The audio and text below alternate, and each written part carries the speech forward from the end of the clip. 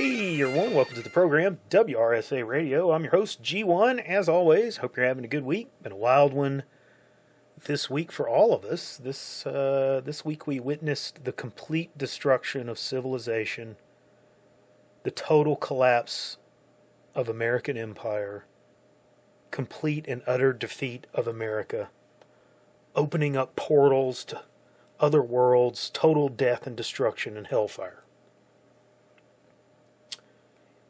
Yeah, so none of that actually happened, regardless of what some people are telling you. I'm very exhausted with the whole doomer vibe that is coming out of the far right these last few weeks, since this conflict with Iran began in Iran. It kind of drives home to me how kind of insular and polarized that we have become. I can basically tell where you're getting your information based off of what your position on this conflict is.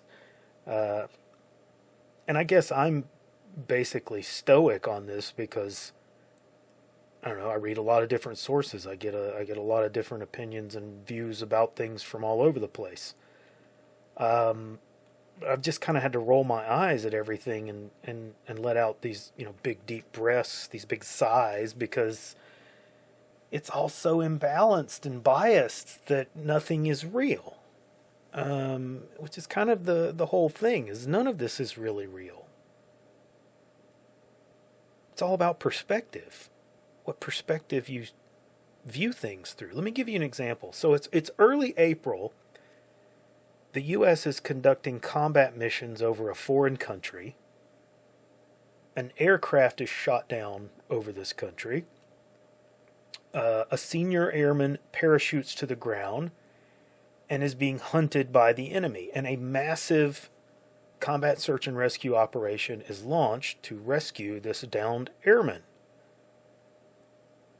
And before it's over, it will involve well over 100 aircraft. There will be U.S. casualties, and more aircraft will be lost.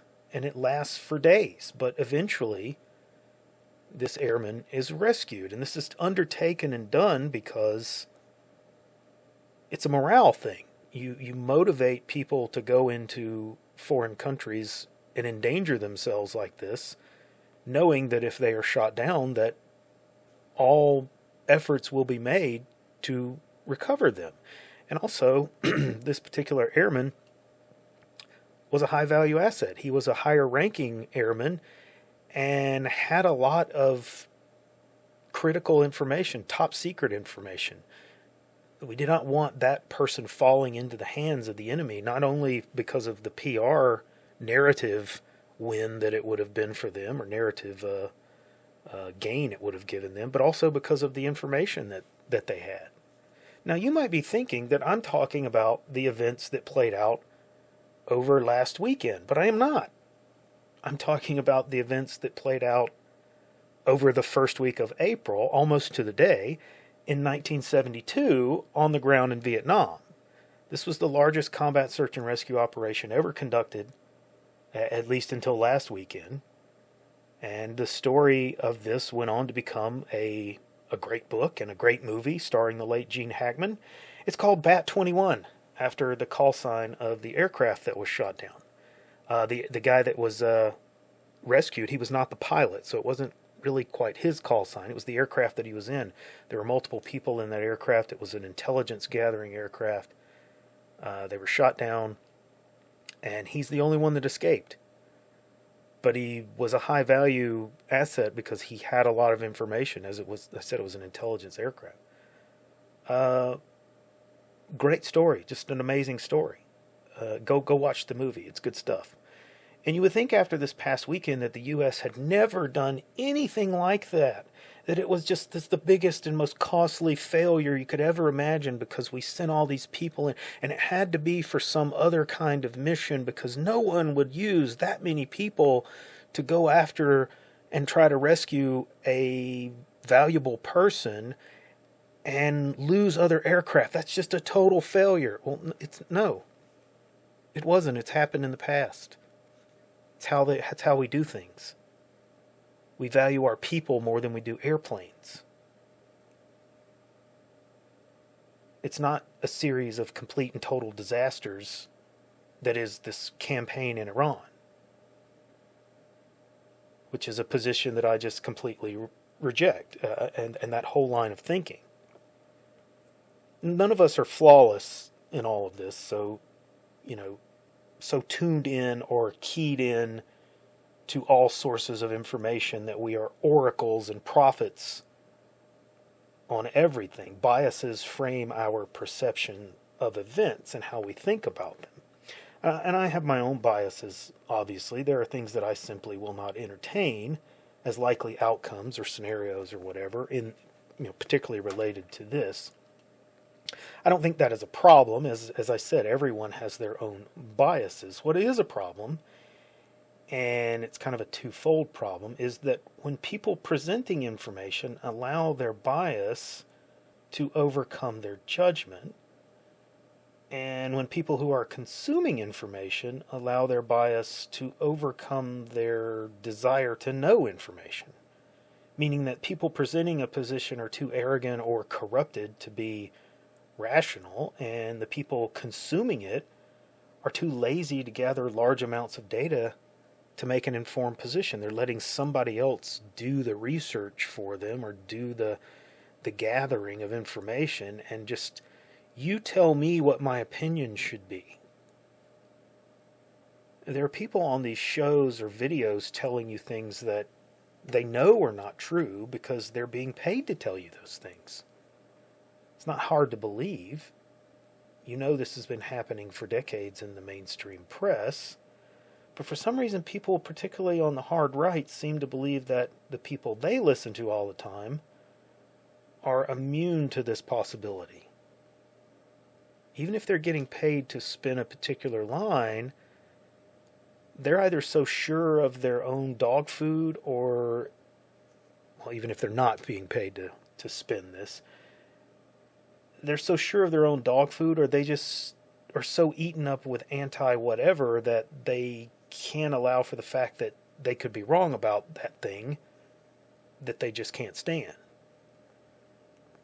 They're kind of falling victim to the things that they tend to accuse the other side of doing. For example, they hate Israel, or, there are people who hate the United States so much that they're willing to believe everything that Iran is putting out there and accepting it as 100% accurate, regardless of how absurd it sounds. And vice versa with that as well. People who are so rah-rah and so jingoistic that they are willing to believe everything that the government puts out there, or that the left puts out there, or that the right puts out there, whatever. Now, all that's probably a topic for another show, so I don't want to digress too much down that path. But so with all this going on this week, we again have to remind people of perspective and the concept of perspective and why it matters, and why more than one thing can be true at the same time. We've so fallen into this bipolar worldview that large numbers of people have trapped themselves into this place that they can't accept that they can disagree with someone and not hate everything about them. It's this atmosphere of personal destruction. That guy's wrong, so everything he says is wrong, and everything about him is wrong. That's a very leftist concept. That's why it very much disturbs me to see this from people on the right. It's a very communist way of looking at the world. If you're not with us, you're against us. Remember all that? That only a Sith deals in absolutes. There was jokes about that. That's how the left sees the world. If you don't completely believe, support, and promote globo homo, then you're an evil Nazi.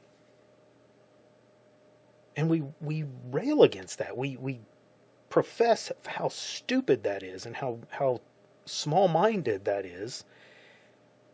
And then we have people on our side who are demanding ideological purity. And if you deviate in any way, shape, or form, well, you obviously are a leftist, or you're the woke right, or you're whatever. It's been very disappointing. in a lot of people in the alternative media in the last few weeks, because I'm seeing far too many of them who came out against the air operations in Iran, and rather than stop there and simply be content to disagree and, I don't know, make a case on why they disagree, they picked up the language of the left and began to go down this road of, Trump is insane and we need to use the 25th Amendment to remove him. Trump made a crazy tweet that I don't like, and even though I liked all his other crazy tweets, this one is different because it says something that I think means nuclear weapons, so 25th Amendment! I'm sorry, that is insane. That's insane. You've clearly not really been paying attention to politics with Donald Trump and have no idea who he really is or what he really is. Now, I will reiterate here that I am against the attack on Iran. I disagree with it, simply because Israel is the one that is pushing us to do this. The reality of the situation is that we have no real reason to be opposed to Iran and what Iran is doing, other than at the behest of Israel. Israel is not an honest or even remotely innocent player in this whole situation. Iran getting a nuclear weapon has no bearing on the U.S. except for one thing, which is that, yes, they might have used that weapon to justify some kind of toll system in the Straits of Hormuz, which they're trying to do now. And if they have a nuclear weapon, it will make fixing that much more difficult.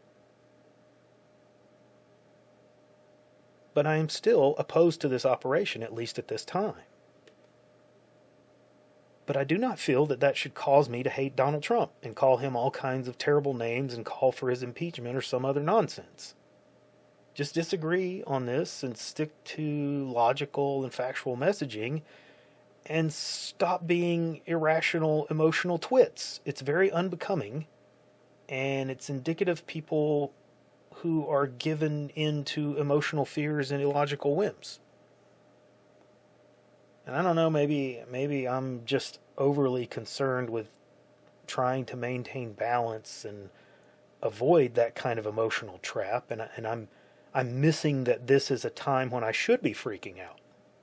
I don't know. I thought that I might be the autistic retard for wanting to be calm and rational in times of crisis.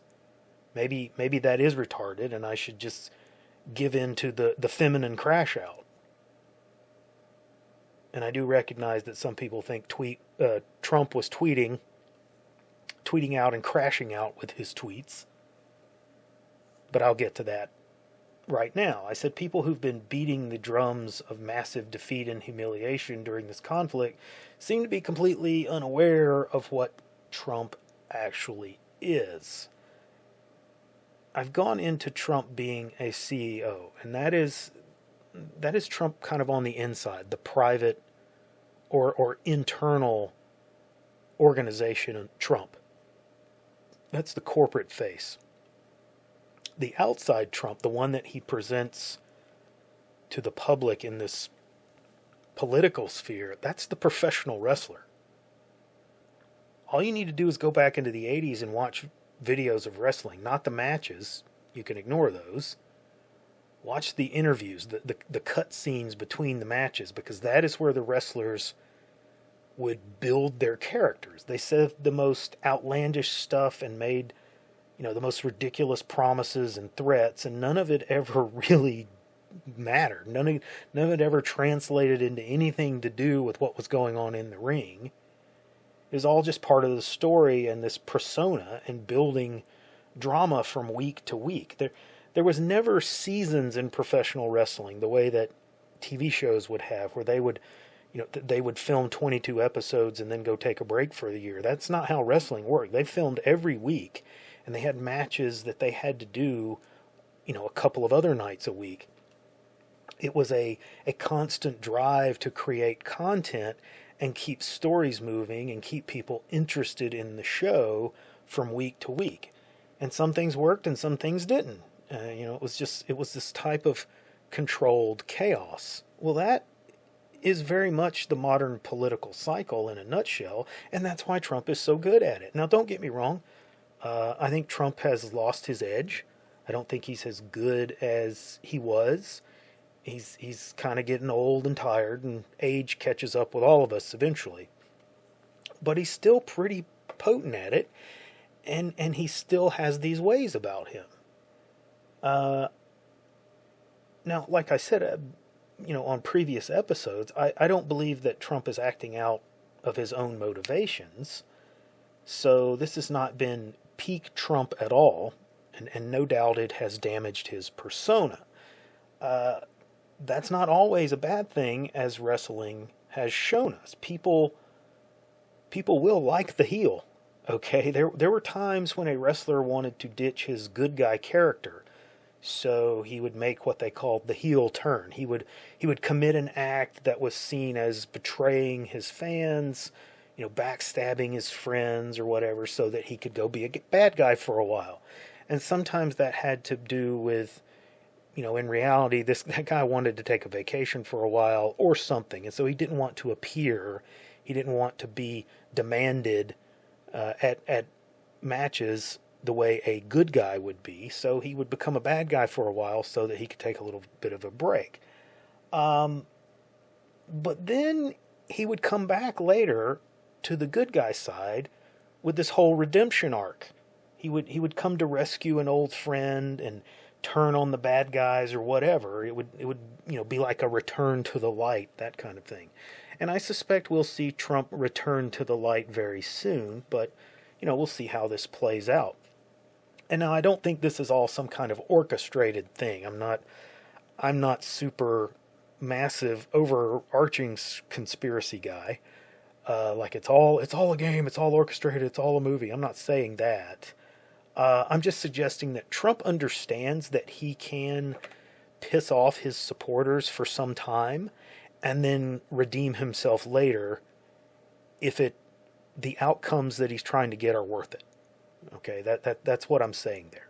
He knows people will forgive him if he comes back to the voters and delivers something big that he promised. So he knows he can recover from these things. When you see when you see Trump tweeting something, I keep running those two words together. He is President Tweet, I think. But when you see him send out something cartoonish like that, he's like he's doing with Iran, don't take this as real. It's a vibe. Okay, it's an idea. It's not something that will materialize as he's tweeted it. They should be read more like overall emotional state or overall position. Nothing in the details is really going to matter. It should be, well, Trump is happy with this, or Trump is big mad. That's about it. It's not a crash out or insanity. It's just showmanship. That's all it is. It's something, it's something that he just does. Like I said, he has this whole, I'm building this persona out in the geopolitical public. And I say that in looking back at everyone was freaking out over the weekend because Trump said he was going to destroy Iran's civilization, and then nothing happened. Now, is this something that a president should be doing? Well, maybe not.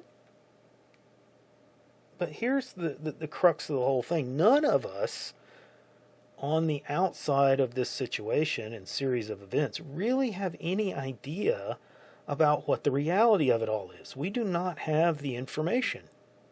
We do not have the video or the audio recordings of all these conversations and all these interactions, regardless of what some New York Times article says happened in the Situation Room, or regardless of what Scott Ritter says. We don't have a plan. We don't have a way. We don't know what we're doing.